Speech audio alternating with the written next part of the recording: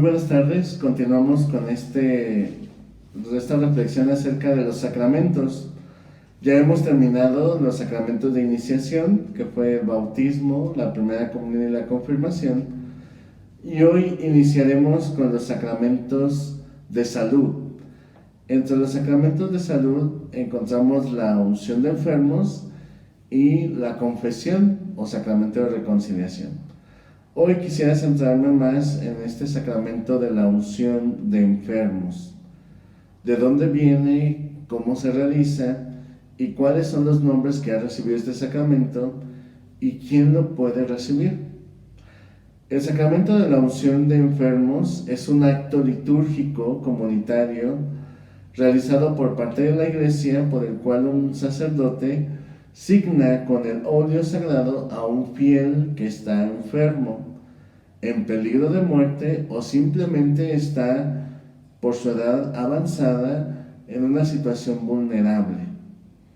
Con esta acción se significa que le es concedido al enfermo una gracia especial y eficaz para fortalecerlo y reconfortarlo en su enfermedad, y también, si es el caso, prepararlo para su encuentro con Dios.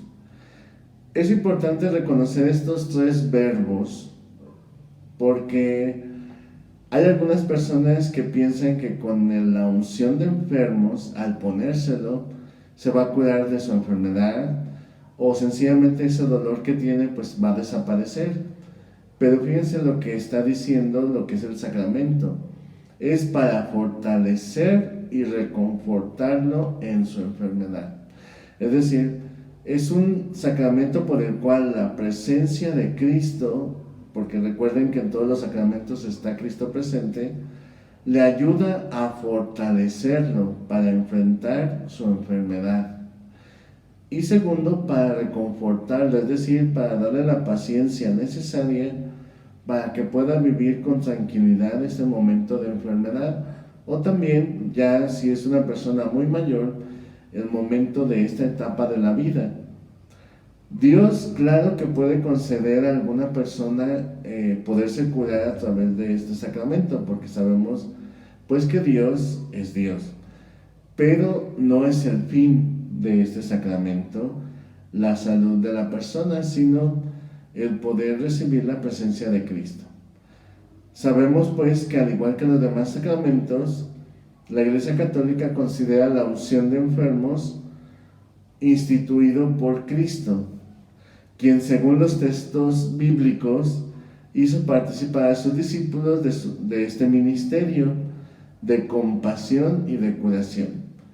Ustedes dirán, pues ¿en qué momento Cristo hizo este sacramento? ¿En qué momento lo instituyó? Pues precisamente cuando a los discípulos les da el poder para expulsar demonios, curar enfermos y también llevarlos a la conversión de la vida. De ahí el que este sacramento pues esté instituido de esta manera. Así, por ejemplo, lo dice en Marcos 6:13.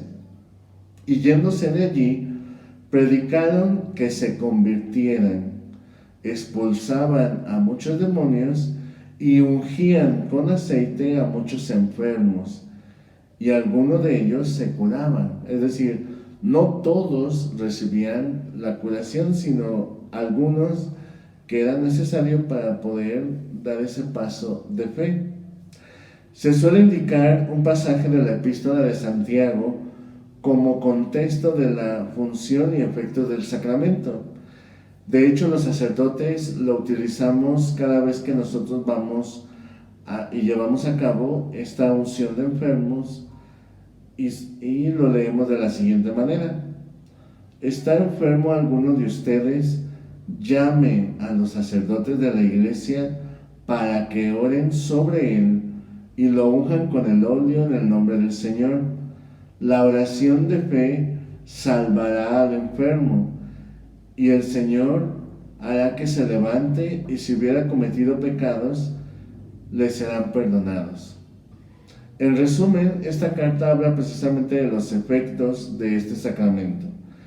Primero de ellos, habla de ¿quién recibe el sacramento? El enfermo. Y habla de una circunstancia grave. No es un enfermo de que si tiene un dolor de cabeza, dolor de muelas o una cosa así, sino habla de un enfermo que tenga una enfermedad crónica o que esté en una situación complicada. Segundo, habla del ministro que realiza este sacramento, los sacerdotes.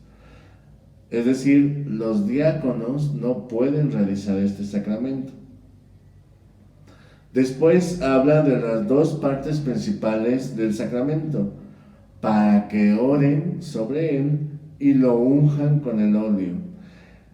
Las dos partes principales de esta unción es justo la unción con el aceite de los enfermos, o el óleo de los enfermos, y la oración. Y la oración de fe salvará al enfermo. Primero, salvar. Este sacramento va a experimentar la presencia de Cristo que salva.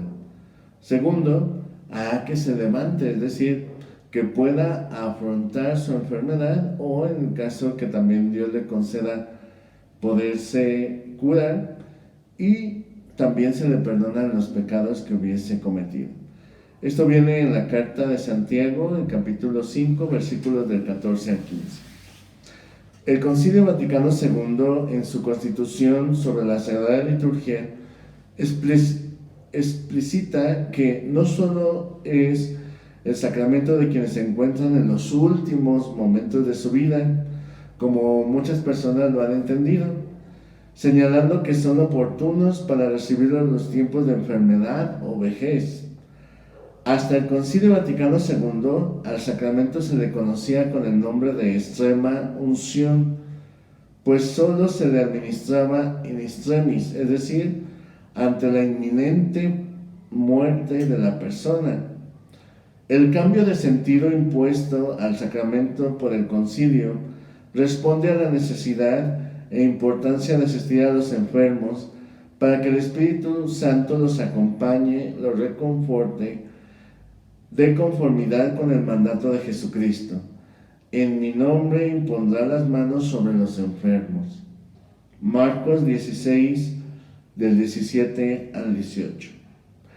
El óleo utilizado en este rito es conocido como el óleo de los enfermos y es bendecido cada año por el obispo en la misa crismal, celebrada el Jueves Santo por la mañana.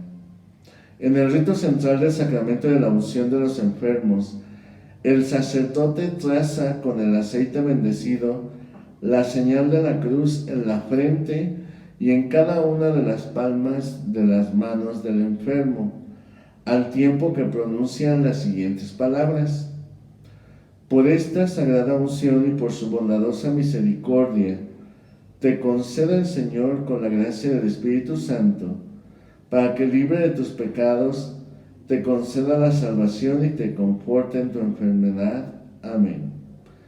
Código de Derecho Canónico, Canon 847.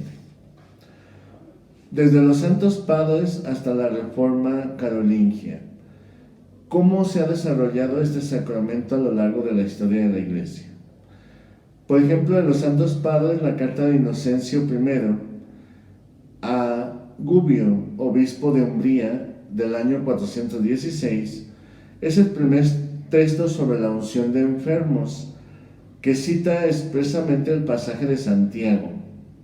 Los términos que usa para referirse a los enfermos, agrogantes y languidi, son genéricos e indudablemente no aluden a un sacramento reservado para el trance de la muerte.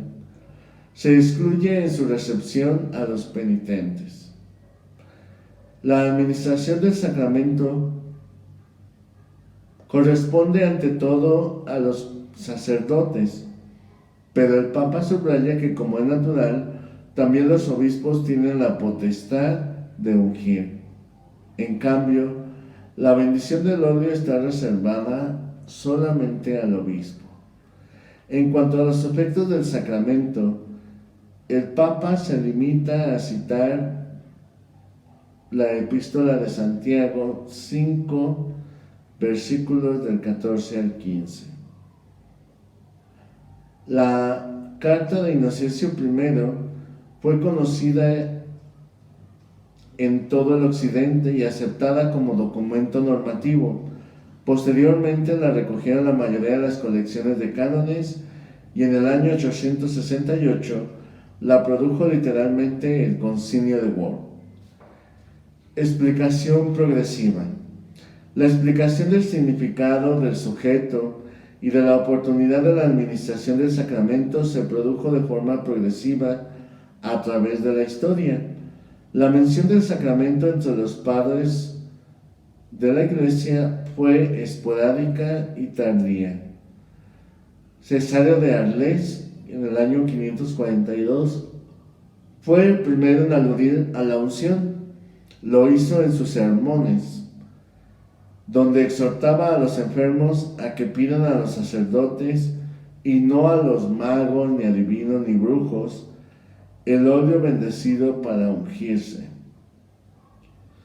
También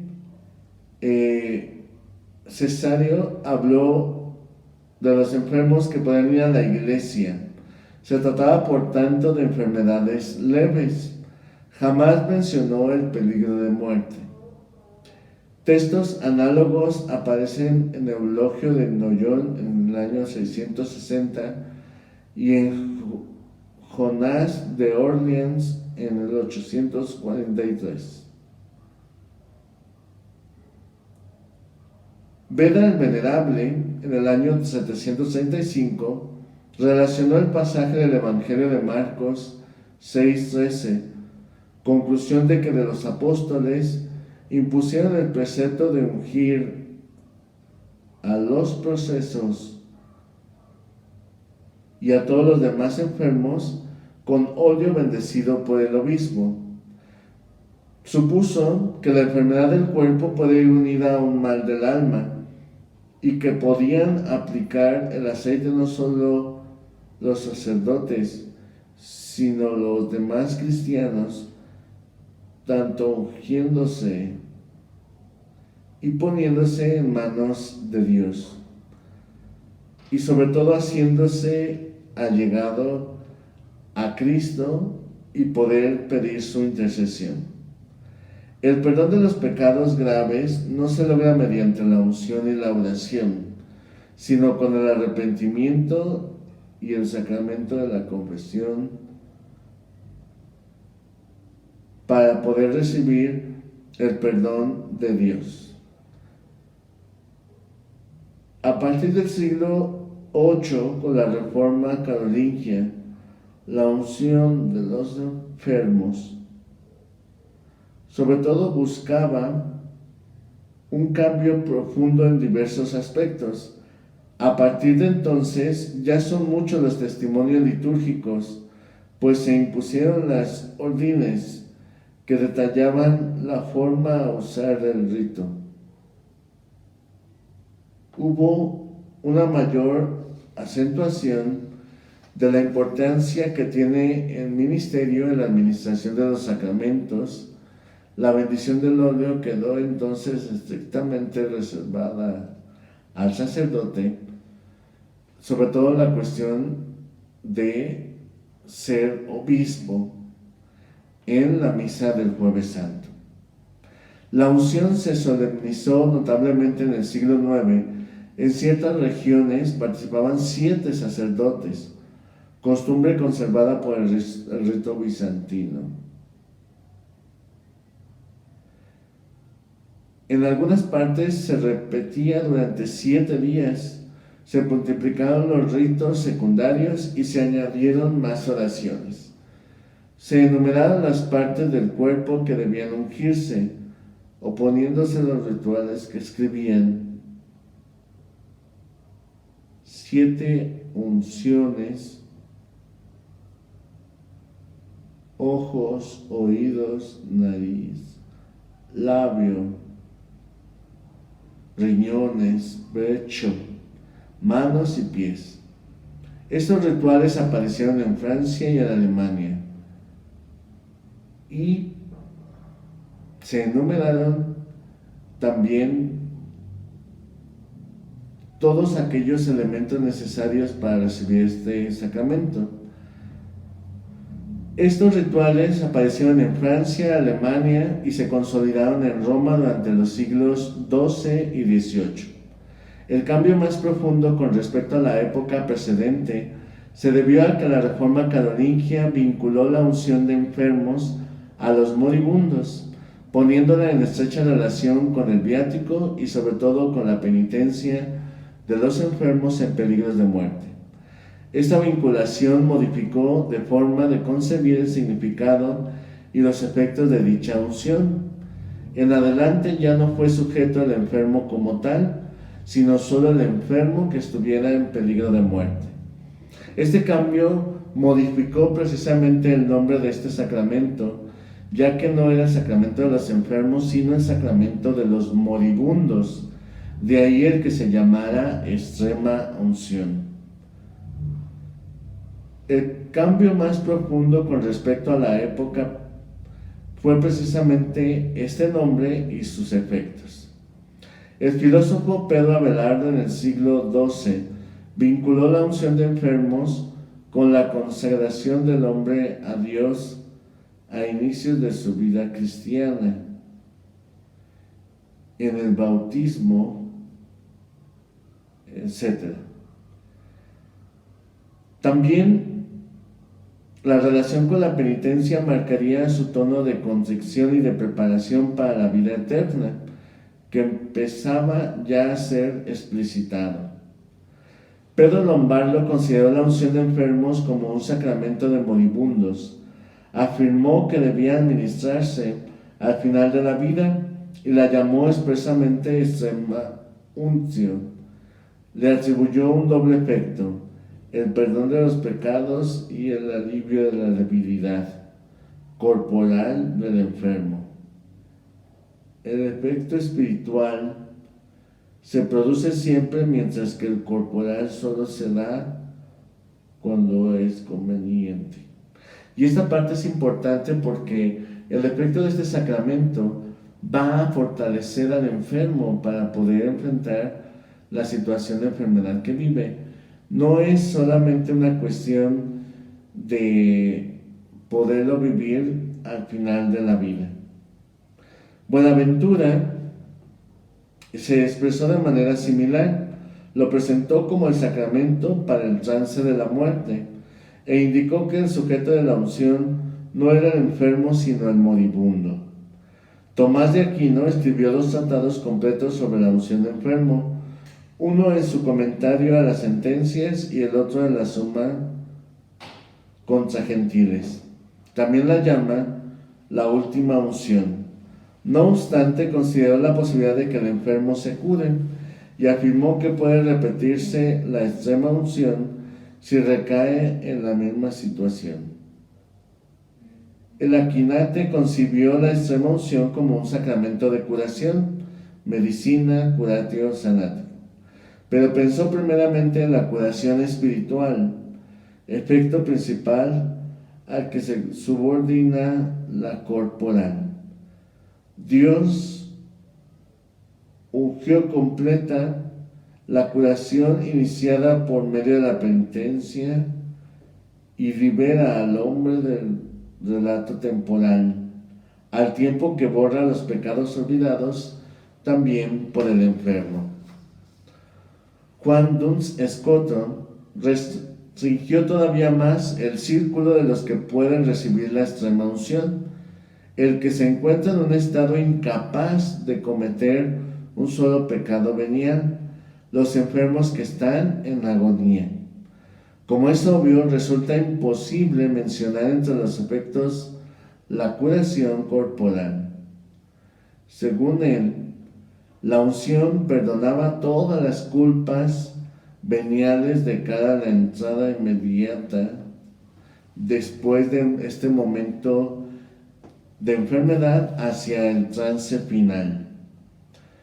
También, según él, la unción perdonaba las culpas veniales de cara a la entrada inmediata de la gloria. Por eso solo se podía administrar en el último momento y cuando ya se había perdido la conciencia. Los documentos del magisterio reflejaron la praxis de la época y la opinión de los teólogos. El primer concilio de León, en el año 1245, le dio el nombre de unción extrema. El concilio de Florencia recogió el decreto para los armenios, donde habló y expresó lo siguiente: el quinto sacramento es la extrema unción, cuya materia es el aceite de oliva bendecido por el obispo en el Jueves Santo. Este sacramento no debe darse más que al enfermo, de cuya muerte se teme, y ha de ser ungido en estos lugares, en los ojos a causa de la muerte o pérdida de la vista. También puede darse en la boca por aquello del gusto, la locución, en las manos por el tacto, en las narices por el olfato, en los pies por el paso, en los riñones por la delectación que ahí reside. La forma de este sacramento es esta: por esta unción y por su piadosa misericordia, el Señor te perdone cuanto has cometido por la vista, olfato, tacto y todos los demás órganos, para que así puedas asemejarte y recibir por parte de Dios la gracia de participar de su gloria. El ministro de este sacramento es el sacerdote, y el efecto es la salud principalmente del alma, y en cuanto convenga también la del cuerpo. De este sacramento dice el bienaventurado apóstol Santiago, que si está enfermo alguien, llame a los sacerdotes, oren por él, lo unjan, y entonces el enfermo se salvará y el Señor lo aliviará, y si hubiese cometido pecados, se le perdonarán. El nombre del sacramento, de acuerdo con el Concilio Vaticano II. Este sacramento se conocía hasta ese momento como extrema unción, pues solo se administraba en el momento o a punto de morir. Actualmente el sacramento se denomina canónicamente unción de los enfermos y se puede administrar más de una vez, siempre que el enfermo se encuentre grave. ¿Cuáles son los efectos del sacramento de la unción de enfermos? Primero, un don particular del Espíritu Santo. La primera gracia es experimentar el consuelo, la paz y el ánimo para vencer las dificultades propias de la enfermedad o la fragilidad de la vejez. Es un don del Espíritu Santo que renueva la confianza y la fe en Dios y fortalece contra las tentaciones del maligno, como es el desaliento y la desesperación ante la enfermedad. El segundo elemento o efecto que produce este sacramento es el perdón de los pecados. Se requiere además el arrepentimiento y confesión de la persona que recibe este sacramento. También se le considera que cuando la persona, por efectos de su enfermedad, no puede hablar o ya no está consciente, también en el momento recibe el perdón de los pecados con la unción. La unción y la unión con Cristo se da precisamente al unir el momento del sufrimiento, de la muerte, de la enfermedad, o incluso ya pronto a morir, unirse a Cristo en su pasión. Los efectos son redentores. Una gracia para la Iglesia. Los enfermos que reciben este sacramento, uniéndose libremente a la pasión y muerte de Jesús, contribuyen al bien del pueblo de Dios y a su santificación, es decir, que pueden ofrecer sus sufrimientos para el bien de toda la Iglesia. Y quinto, ayudan también, si es el caso, a una preparación hacia la vida eterna. Este sacramento acaba por conformarnos con la muerte y resurrección de Cristo, como el bautismo había comenzado a hacerlo. Por eso es importante que podamos recibir este sacramento en el momento de nuestra enfermedad, sobre todo si es una enfermedad grave, cuando vamos a ser operados de alguna circunstancia o estar ya en el momento de peligro de muerte. Es por eso que el poder recibir este sacramento es un don de parte de Dios, que ojalá las personas que estén en esta circunstancia de enfermedad puedan recibirlo y que Santa María de Guadalupe nos ayude a experimentar la gracia de este sacramento en nuestra vida. Sobre todo, recibir a Cristo como médico de cuerpo y alma y recibir la gracia que más convenga a nuestra vida, si es nuestra salud física o también nuestra salud espiritual, para que así podamos dar testimonio uniendo nuestro sufrimiento en la enfermedad a la pasión redentora de Cristo y ser así fruto en medio de la Iglesia de su presencia y de su amor. Que Dios les bendiga.